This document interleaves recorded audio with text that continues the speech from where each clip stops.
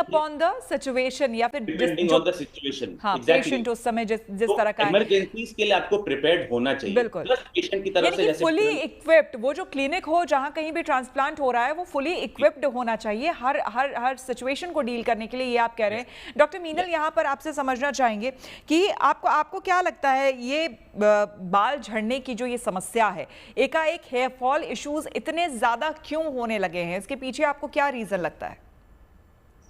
Stress and anxiety, ये दोनों के दोनों फैक्टर्स आपके हेयर फॉल और इसके लिए बहुत इंपॉर्टेंट, मतलब इसका एक देखा जाता है कि ये बहुत ही ज्यादा।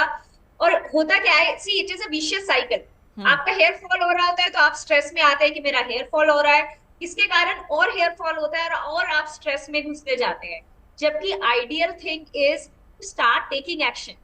मतलब आप बहुत सारे ऐसे योग आसन है जिसके थ्रू आप अपने हेयर में, अपने हेड में, अपने स्कल में सर्कुलेशन इंप्रूव कर सकते हैं। बहुत सारे वर्कआउट्स ऐसे हैं जो आप कर सकते हैं। अलोंग विद दैट आपकी diet and nutrition, see what you are taking in is what you are becoming. मतलब आप जिस टाइप का खाना खा रहे हैं उस तरह से आपका शरीर बन रहा है। तो अगर आप ये बोले कि आपने बचपन में बड़ा अच्छा खाना खाया था और आजकल आपकी लाइफ में, आपकी जॉब में, हाउस लाइफ में इतना स्ट्रेस है कि आप अपनी डाइट को वॉच नहीं कर पा रहे हैं, तो ऐसा नहीं हो सकता। You have to watch your diet regularly. आप हर दिन किस तरह का खाना खा रहे हैं, क्या वो एडिक्वेटली आपको न्यूट्रिशन दे रहा है, और अगर नहीं दे पा रहा है तो please have supplements. Supplements is a better form rather than taking a surgery.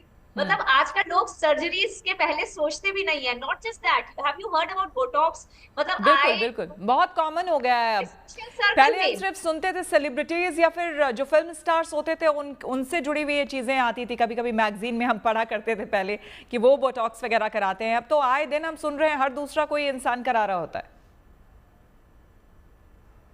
girls हैं and they are getting botox done from normal salons, and I tell them ki guys, it's a needle which is going inside.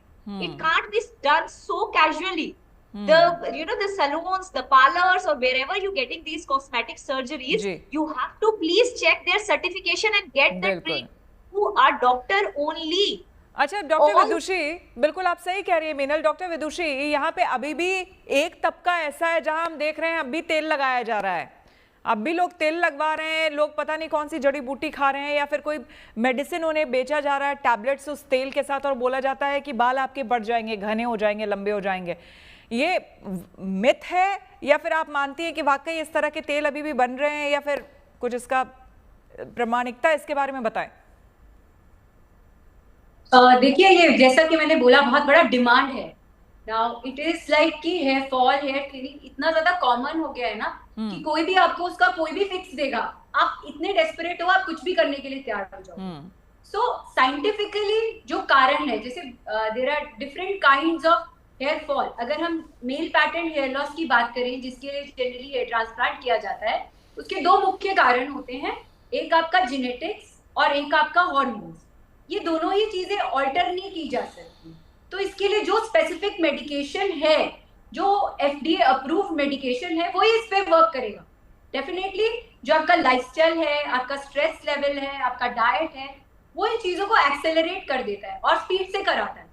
तो आप उन सब supplement से इसकी एक care कर सकते हो। तो जो भी आपको आप डॉक्टर के पास जाना नहीं चाहते हो, आप एक साइंटिफिक ओपिनियन नहीं चाहते हो, तो जो भी तेल आता है इंस्टाग्राम पे आप वो मंगा लेते हो। जब वो काम नहीं करता तब आते हैं डॉक्टर के पास, तब then they will listen and then also they will do window shopping.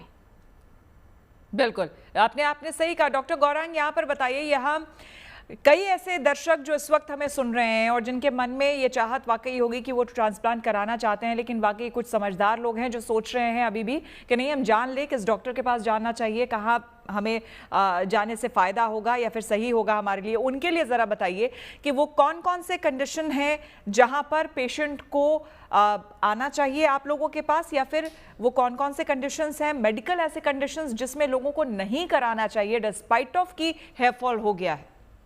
ये बहुत ही अच्छा सवाल है, वो बहुत रेलेवेंट है।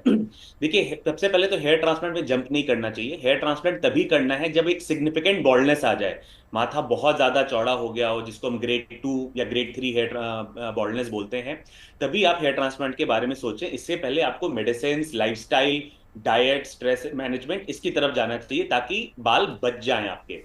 हम्म। तो हेयर ट्रांसप्लांट नॉर्मली एक ही कंडीशन में किया जाता है, जैसे भी डॉक्टर विदुषी ने बोला, मेल पैटर्न बॉल्डनेस, जो लड़कों का, मर्दों का गंजापन होता है, इसी में प्राइमरली हेयर ट्रांसप्लांट किया जाता है।